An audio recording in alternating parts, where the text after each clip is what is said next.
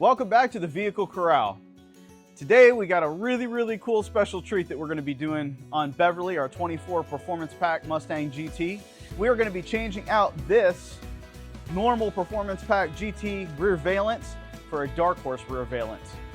Thanks to Lethal Performance and AWE exhaust, we've got some pretty cool performance mods about to happen, and we need to prepare Beverly to be able to accept those new parts. Namely the AWE track exhaust system that's actually for a Darkhorse, that's going to give us that 3-inch tube system right from the long tube headers all the way out back. But because of that, she's going to have 5-inch tips now instead of these 4.5-inch tips. And this one here we've already modified to get this exhaust in it, and there's really nowhere else to modify or to cut to fit even bigger tips in. And we want a nice, clean, factory-looking look. So today, we're going to be installing our new Darkhorse Rear Valance.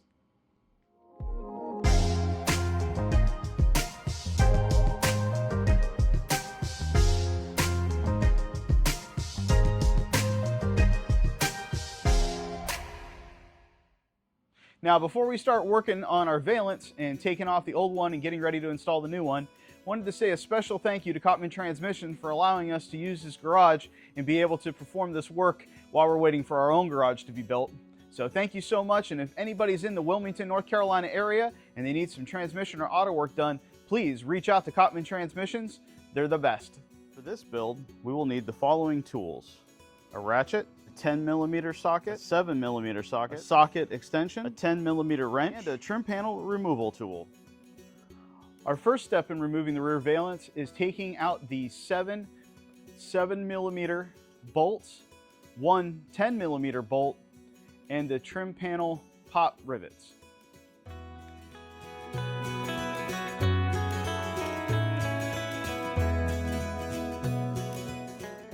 Our next step is going to be to unloosen the 4 bolts underneath the rear reverse light, the 4 push pins, 2 on each side near the exhaust, and then 4 more 7mm bolts that's up in the wells.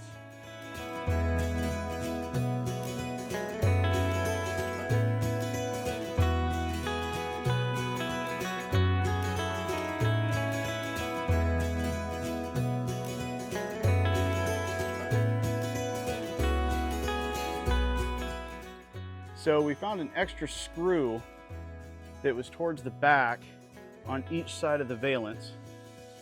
It's right back here. So there's actually 3 on each side, not 2. And the easiest way to get back in there is to go ahead and take the pop rivet off of here and the 7mm bolt that's right here.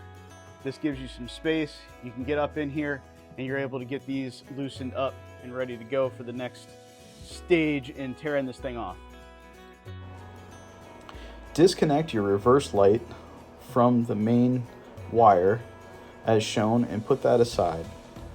Also, before pulling the valance away, double check and make sure that if your vehicle does have the sensors for the reverse camera, that those are unplugged and that you don't go pulling the valance away while they're still connected and pull a wire out.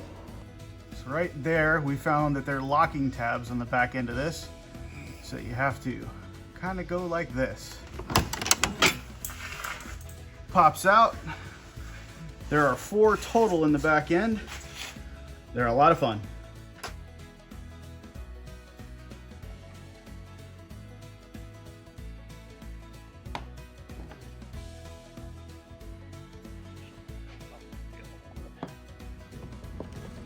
This is the one that really is going to give you the problems on both sides.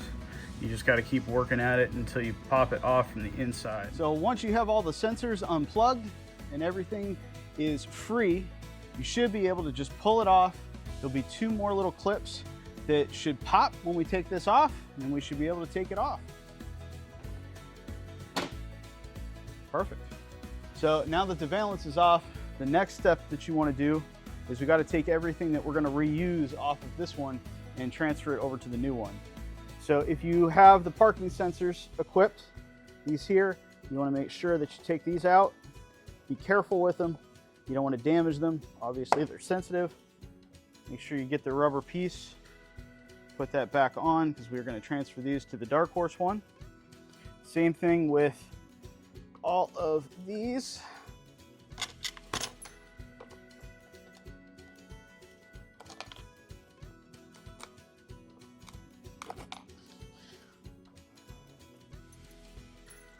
And then you also need a 10mm wrench to take off your reflectors and be able to transfer those over to the other one as well. Now for your reverse light, you're going to have 4 7mm bolts that you want to take out, and then this will come right off of this, and then we'll have everything that we need. The other thing that you have to make sure you get off are all these as well. Easiest way to do that. That.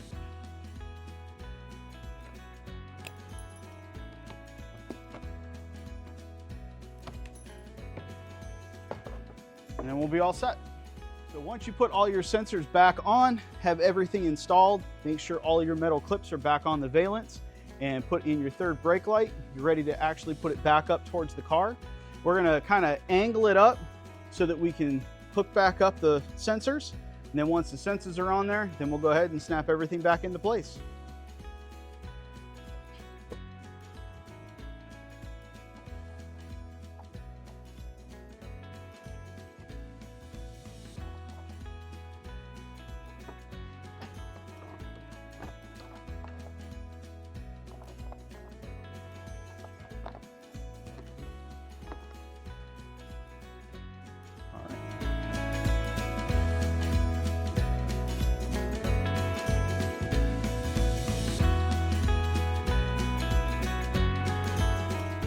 So as you can see, we've got our new Darkhorse Valance installed on Beverly.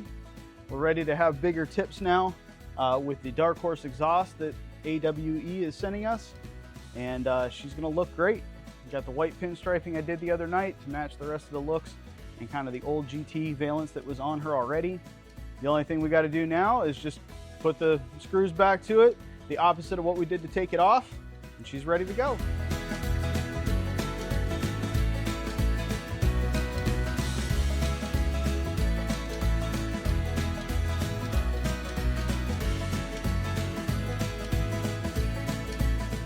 All right, so like anything, when you're doing something for the first time, you don't really have necessarily a guide to follow, which is what hopefully this video is going to be for some of you that decide to tackle this kind of a project. The Darkhorse Valance went on just like it was supposed to, just like it was the parts number from Ford. When we looked at the diagram, it said that everything should match up and line up. So we got everything on there. As you saw from the time lapse, we started putting in the bolts to put everything back to the way it was. And we were fine until we got to the middle panel. Once we got to the middle panel, we realized that once you put those 2 bolts in the back, you put the bolt in the middle, none of this lines up. So it's 2 different sizes, plus the one for a Darkhorse is actually a plastic panel that filters the air back and forth underneath the car, which I wasn't too concerned about at this point, but knowing this now, we kind of have to figure out what to do. So our solution is going to be to modify this so that it bends forward, can give us some space and some room. We're gonna pop in the middle bolt and the plugs that go in the middle because those all still fit. And then in the back here, there is a basically bracket that's hanging from the back of the bumper. We're gonna modify that bracket so that it matches up with this and it matches up with the rear valance, so that all this works the way it's supposed to go. There's nothing that's vibrating, nothing that's loose, and that everything is safe and put together. So we're gonna try to figure that out, and once we do, we'll get back at you and show you what we did. All right, so after playing with this, we finally have everything lined up, and we got everything back on again. Basically what we had to do was take this bracket, bend it back a little bit, line it back up again, and the middle bolt there and the 2 side bolts underneath, we just drilled some new holes for them. And then out here in the back, we got some new drill holes as well. Put those up in, which connects everything, makes everything super tight, and keeps everything together and makes it look somewhat like it did when it was just a GT. So looking good. So that concludes our video on does a Darkhorse rear valance fit on a GT rear valance? And the answer is yes and no. So hopefully this video has been helpful. We decided to do it because there's really not one out there. Wanted to see what we could do. We are getting the bigger exhaust tips, so we needed the clearance, and it worked out. So for those of you that are new to the channel, are just joining in with us, this is Barry. He's my father. Pretty much all the videos that you see and all the how-tos that we're going to do in the future, it's me and him taking them and making it happen. You'll also see some other friends and other relatives and other people, and we'll introduce you to them as the channel grows and as we do more do-it-yourself videos, which I know you're super excited about and I'm super excited about. So soon, very, very soon, the second video of this one to continue on will be us putting on long tube headers from Cooks. Thanks to our friends at Lethal Performance for shipping those out to us, and our AWE track exhaust system, which we're super excited to get on here with those Cooks headers and hear what it sounds like and the power increase that we're going to get out of Beverly as we continue our journey, making her faster and better and getting her prepared for someday being a Whipple car. So thank you so much for checking out our video. Please like and please subscribe. Help us grow the channel and keep these kind of do-it-yourself videos going and just some of the shenanigans that we get ourselves into. So we'll be coming at you with some new videos and some new parts that we're going to be putting on the car.